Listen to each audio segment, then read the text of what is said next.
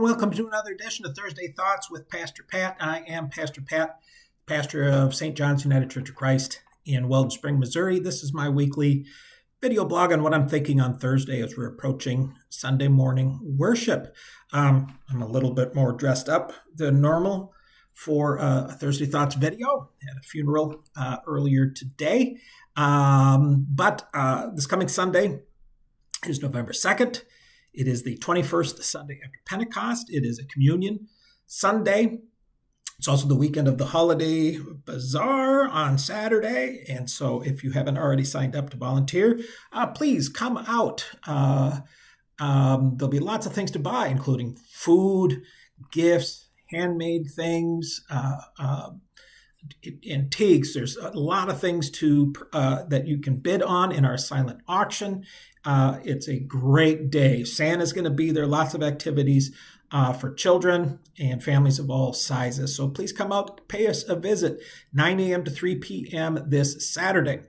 Also set your clocks back. You're probably going to get reminded of this a lot over the next few days, but please set your clocks back 1 hour, fall back on Saturday night, or else you'll wind up coming early to church. Wouldn't that be terrible? I think it's early, or is it late? One of the two. But anyway, it is also the second Sunday of our stewardship drive, which we call Where Do You Fit? And this Sunday, we're going to focus on talents. Last Sunday, we focused on the gift of being stewards of our time. This Sunday, we're going to be talking a little bit about how to be stewards of our talents and what are we good at. And you'll have an opportunity to pledge some of your talents to the church as well. And the scripture for the day is the story of Zacchaeus from the 19th chapter of Luke, verse 1 through 10. Zacchaeus was a wee little man, and a wee little man was he. I've had that song stuck in my head now for a couple days already. I'm sure it'll be stuck in my head all through Sunday. And if you're unfamiliar with the story of Zacchaeus, Zacchaeus was a tax collector and who lived in Jericho. When Zacchaeus heard that Jesus was going to be coming by on his way to Jerusalem, he really wanted to see Jesus, but because he was short, he couldn't see over the crowd. So he climbed up in a sycamore tree to see Jesus. When Jesus came by, Jesus noticed Zacchaeus, looked out to him, and he says, Zacchaeus, you come down, and I'm going to come and I'm going to have dinner at your place tonight. And people were kind of upset. How can you have dinner at a tax collector? Tax collectors are bad people. And Zacchaeus defends himself, and he actually not even defends himself. He says, I will give away half my possessions to the poor. And if I've cheated anybody out of any money, I'll repay them 4 times what I cheated them. And so the story of Zacchaeus is much more about transformation than it is tree climbing. Transformation. And because Zacchaeus is greatly changed in his experience with Jesus. And so I've been thinking about something that happened, a life that I saw changed through climbing. It wasn't a tree, it was actually a climbing wall.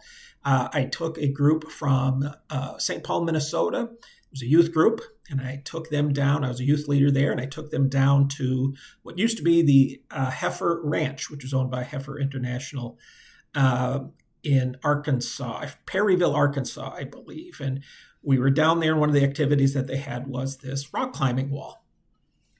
And on the day that we had that challenge, we all got set up to climb the wall. Some people made it to the top. Some people did not. I did not make it to the top. But there was one a small, little, shy middle school girl who was on the trip who didn't have a lot of self-confidence. And she began climbing. And to be honest, none of us really expected her to make it to the top. But she kept climbing, even though she was visibly nervous, and her arms were shaking and her legs were shaking. And on a number of places, she said, I quit, I'm coming down. But something kind of amazing kind of happened when she was about halfway up. Everyone started cheering her on. and encouraging her just to reach up and get one more foothold and just pull yourself up one more. You can still go higher. And she must have stopped. It took a long time, but she must have stopped 5 more times and said, I think I'm coming down now. But we would cheer her on some more. You're getting so close. Don't give up. And she's crying, but in fact, she got to one point where we kind of told her, it's okay. You made it so far.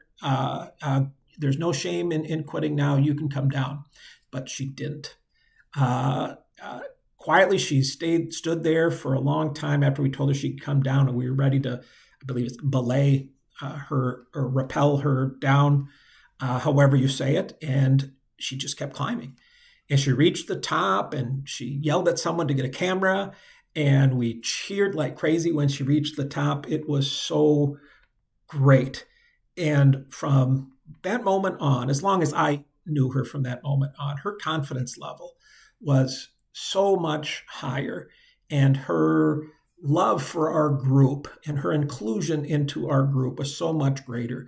And so, just like Zacchaeus was transformed by his climbing to see Jesus, she was transformed just a little bit in her climb as well. So I just wanted to share that with you. I'm not going to share that in the sermon. I've got other things to share, but I wanted to share that on Thursday Thoughts.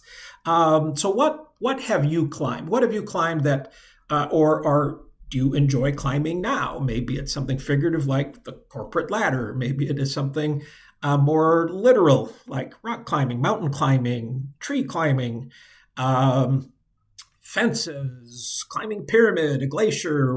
Comment below what you enjoy climbing, or what do you hope to climb one day or wish you would have climbed when you were younger. Comment, like, make sure you're following us here on Facebook or YouTube. And I hope you have a wonderful week. Hope to see you Sunday morning at worship, 10 a.m. in person here in Weldon Spring or right here on Facebook Live. Take care and God bless. Bye-bye.